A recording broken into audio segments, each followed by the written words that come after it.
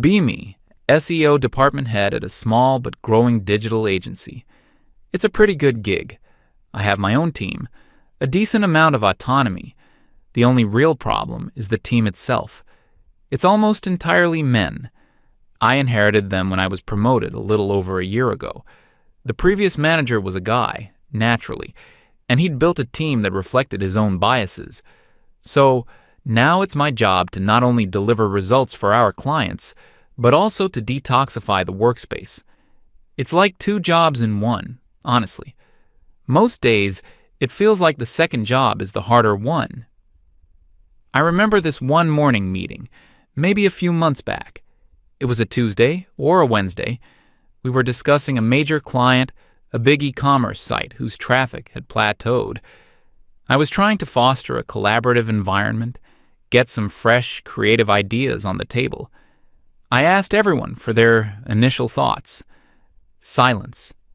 Just the sound of someone typing and the hum of the server room down the hall. This was typical. They'd clam up, afraid to speak. I always felt it was a form of passive resistance. Finally, our lead technical guy spoke up. He's one of the older ones, been with the company forever. Smart, but very set in his ways. He started talking about server response times and schema markup, really getting into the weeds. He brought up some data on the screen, pointing at charts and log files. He suggested a complete overhaul of the site's technical backend. His tone was so absolute, so declarative. He said this was the only way to achieve a significant ranking boost. I let him finish his little presentation. The other guys were nodding along like he was delivering a sermon from a mountain. I had to intervene, of course. I smiled patiently and thanked him for his very thorough analysis. Then I explained that while technical SEO is important, it's not the whole picture. I said we needed to think about the user's journey, the brand's narrative, the holistic digital experience. I used the whiteboard to draw a diagram showing how content strategy and user intent were interconnected. He tried to interrupt me, to say something about crawl budget. I just held up a hand gently. I told him I appreciated his passion, but his approach was a bit like using a sledgehammer to crack a nut. It was aggressive, a brute force method that didn't respect the nuance of the brand. He just shut down completely. He leaned back in his chair, crossed his arms, and stared at the table for the rest of the meeting. His fragile ego was clearly bruised. I saw one of the junior guys shift uncomfortably in his seat. I made a mental note of that. He was probably feeling the peer pressure to conform to that aggressive mindset. In the end, I decided we would focus on a new content initiative, something more empathetic and story-driven. The team just sort of mumbled their agreement. I left the meeting feeling a little drained, but also certain I'd made the right call. It wasn't just about SEO. It was about changing the way they thought about problems. A few weeks later, the numbers for that client came in. They weren't good. Organic traffic was down by about 10%. Keyword rankings for their main products had slipped. I knew instantly what had happened. The team hadn't fully committed to my vision. Their passive resistance, their reluctance to embrace a new way of thinking, had sabotaged the project. I called another meeting to go over the results. I put the analytics report on the main screen for everyone to see. I didn't raise my voice. I kept my tone calm and inquisitive. I asked the team to help me understand what went wrong. Again, silence. They just stared at the screen, at the red downward trending lines. The lead tech guy looked like he wanted to say something, but he kept his mouth shut. Probably for the best. I explained that results like this happen when a team isn't aligned. I talked about the importance of trusting leadership and committing to a unified strategy. I said it felt like some people were still stuck in an old adversarial mindset, seeing every problem as a nail that needed a hammer. My gaze drifted over the men in the room. I wanted them to understand that this was a collective failure, born from a lack of cohesion.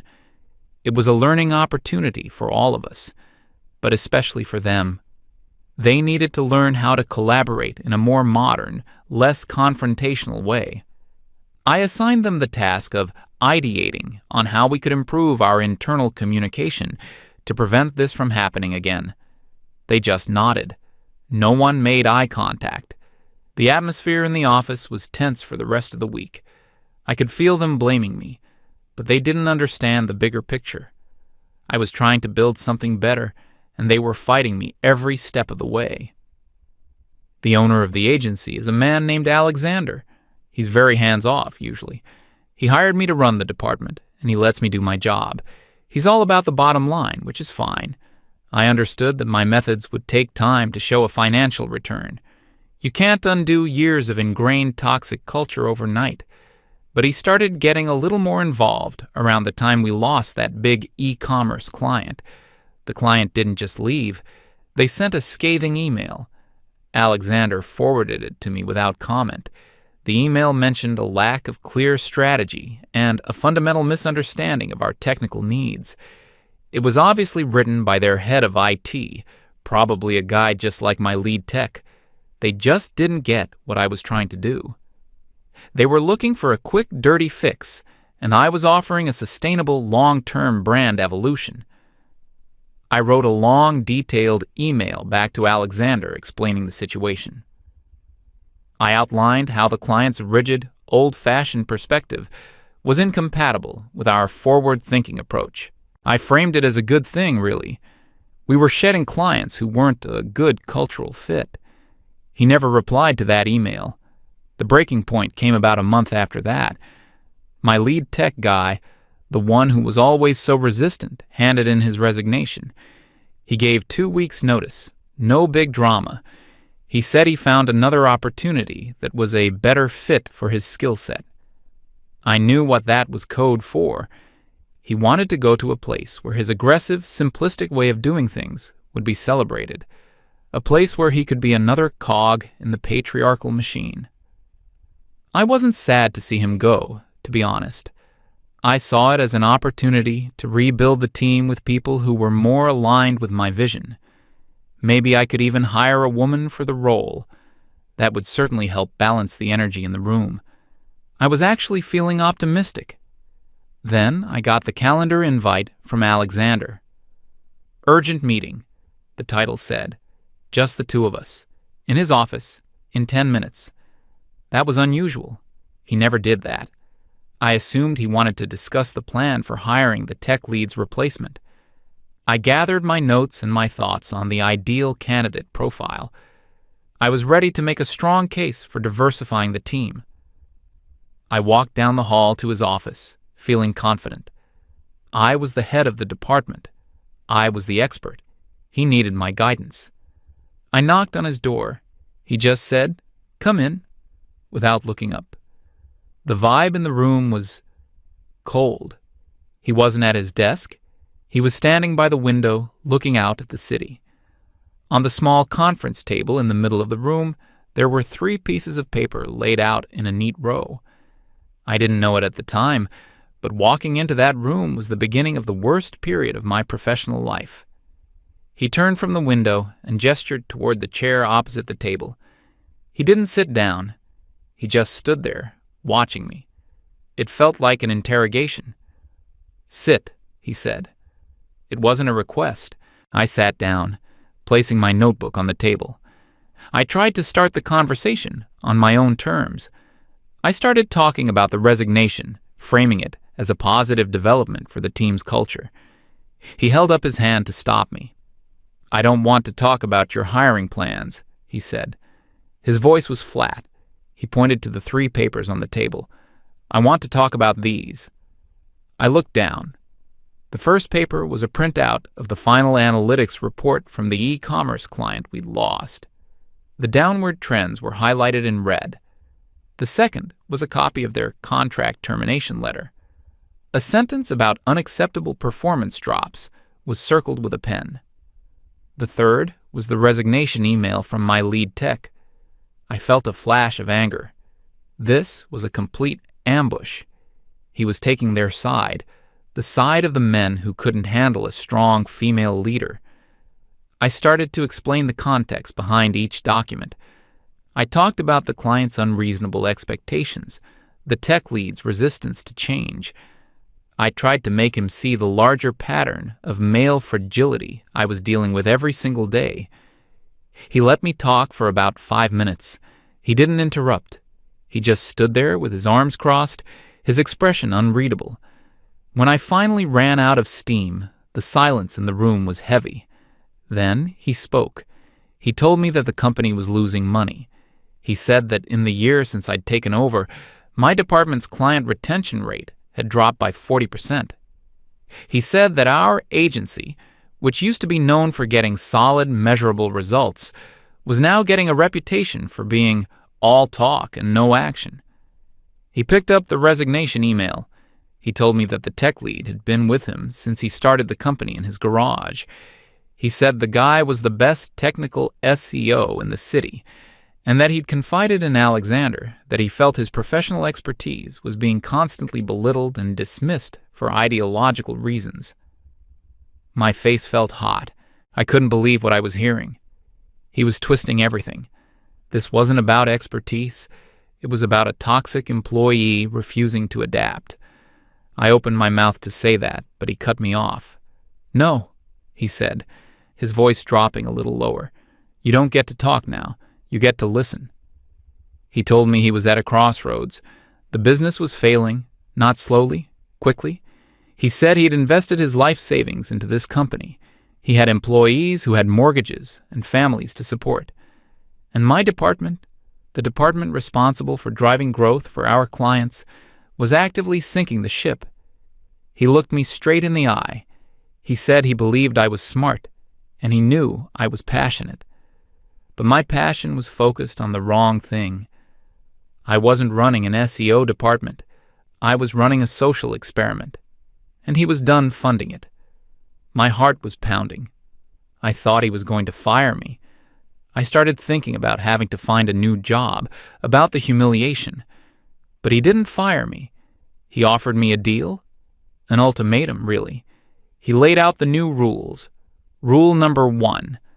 From that moment on, all strategic decisions were to be based exclusively on data and projected ROI.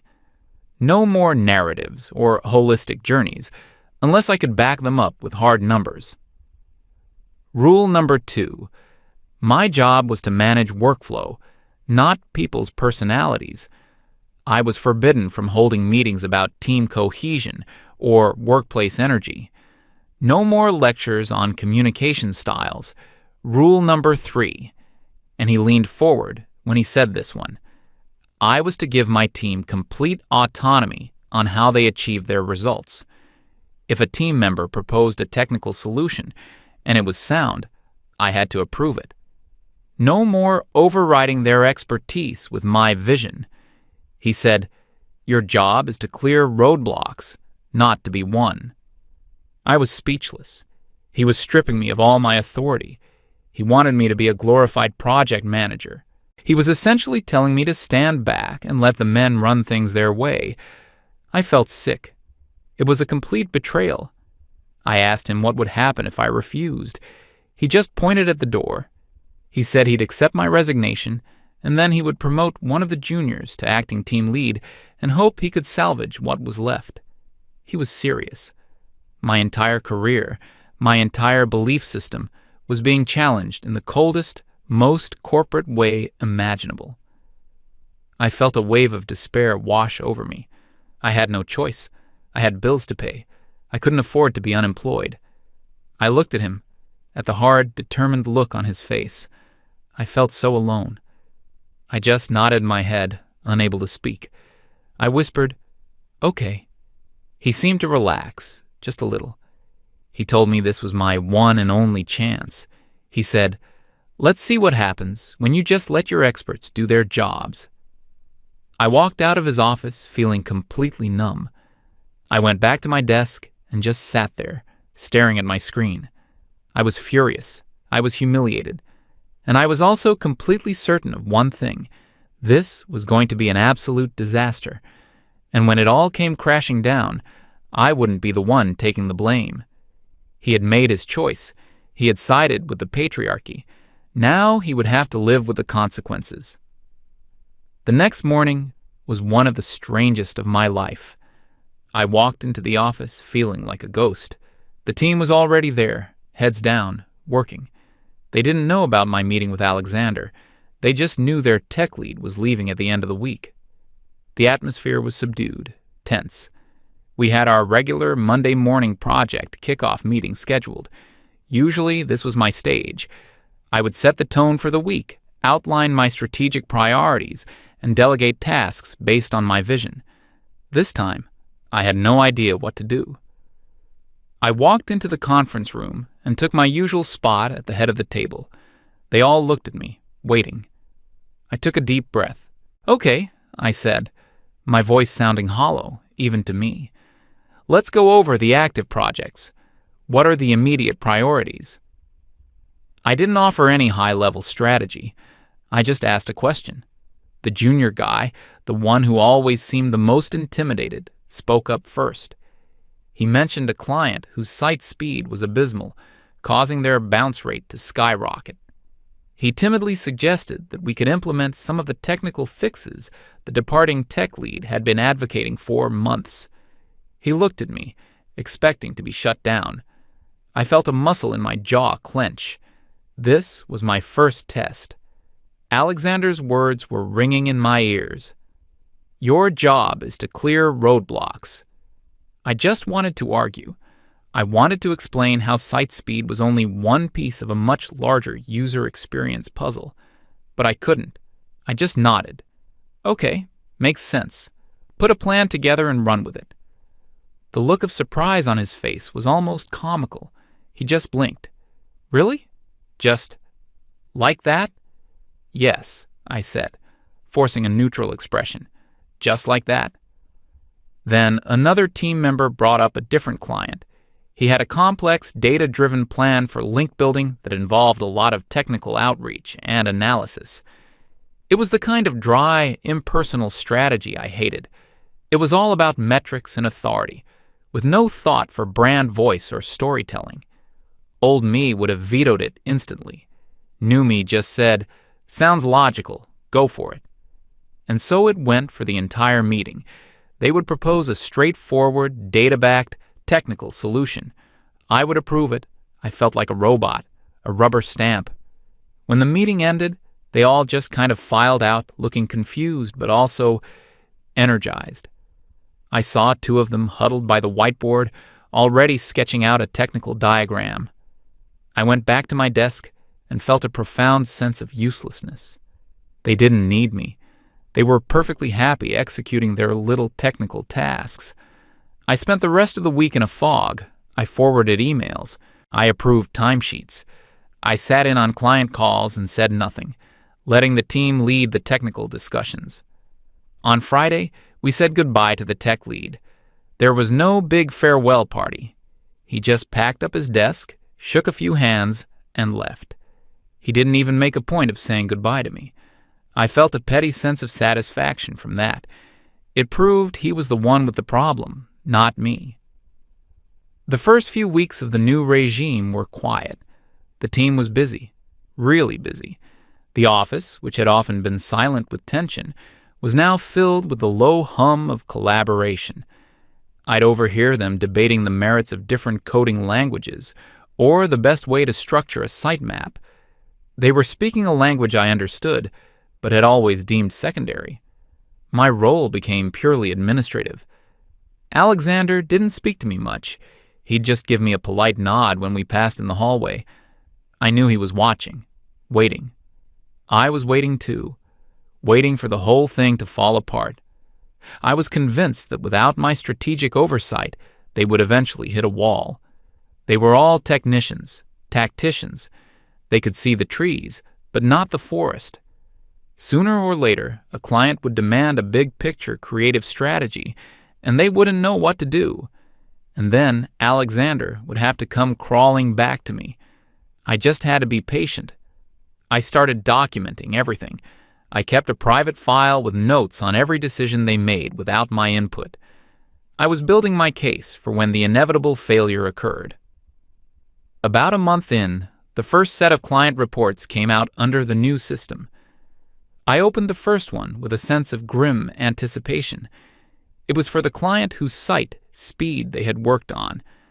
I looked at the organic traffic chart.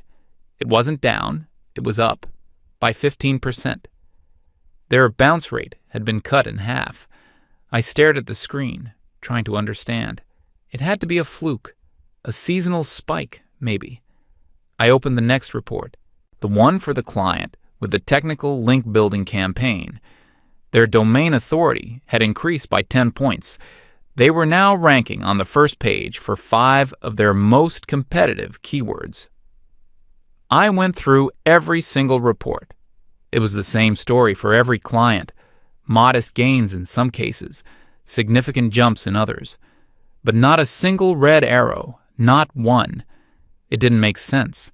This was all just technical busywork. It wasn't strategy. It wasn't marketing. It was just plumbing. How could fixing the plumbing lead to such immediate results? I didn't say anything to the team. I just sent out the reports with a one-line email. See attached for this month's performance metrics. I felt a cold knot forming in my stomach. The next month was even more pronounced. The initial gains weren't a fluke. They were the beginning of a trend. The team was on fire. Having been given autonomy, they were now taking initiative.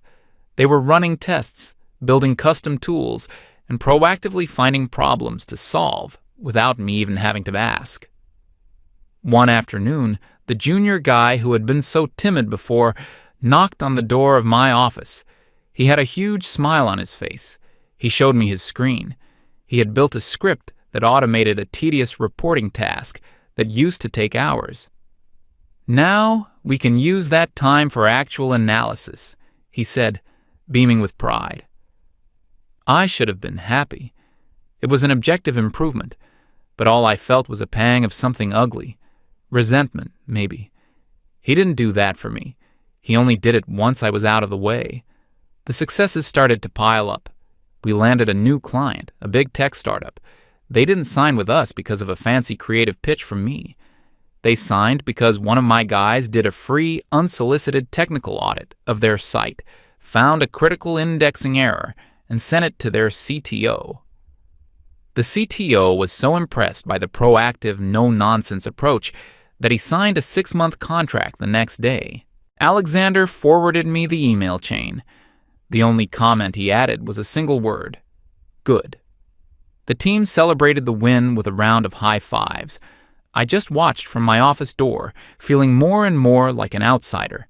The financial situation of the company completely turned around. We weren't just solvent anymore. We were profitable. Wildly profitable.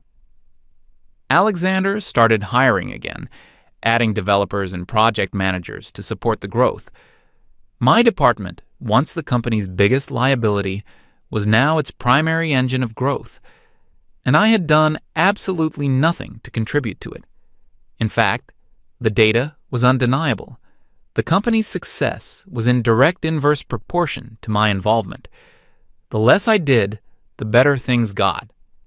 This realization didn't come in a sudden flash. It was a slow, creeping dread that built up over several months. I would sit in meetings and listen to my team discuss complex problems with a level of passion and expertise I had actively tried to suppress. I had mistaken their quiet professionalism for a lack of vision. I had interpreted their focus on data as a lack of creativity. I had seen their methodical approach as aggressive and confrontational. I had diagnosed the disease, but I had gotten the patient wrong. The problem wasn't their toxic masculinity. The problem was me. One evening, I was the last one left in the office. It was late, maybe 8 or 9 p.m. I was just sitting at my desk, staring at the quarterly growth chart Alexander had sent out that afternoon. It looked like a hockey stick, a steep, beautiful upward curve. I pulled up the old reports from the year before, from when I was in full control. The charts were a sea of stagnant lines and gentle downward slopes. I put them side by side on my monitor. On the left, the results of my vision. On the right, the results of my absence. There was no ambiguity. There was no room for interpretation. The numbers didn't care about my theories on workplace dynamics. They didn't care about narratives or empathetic marketing. They were cold, hard, and ruthless. And they were telling me a story I had refused to read for over a year. I had created a hostile work environment. I had punished competence and rewarded silence. I had taken a team of skilled professionals and treated them like misbehaving children who needed to be constantly corrected and lectured. I called them fragile, but I was the one whose ego couldn't handle being challenged. I accused them of being toxic, but I was the one poisoning the well with my ideology. A deep, profound sense of shame washed over me. It was so heavy, it felt like a physical weight on my chest. I thought back to my lead tech guy, the one I had driven away. I had seen him as the villain of my story, the final boss of the patriarchy I had to defeat. But he wasn't a villain. He was just a guy who was good at his job and wanted to be allowed to do it.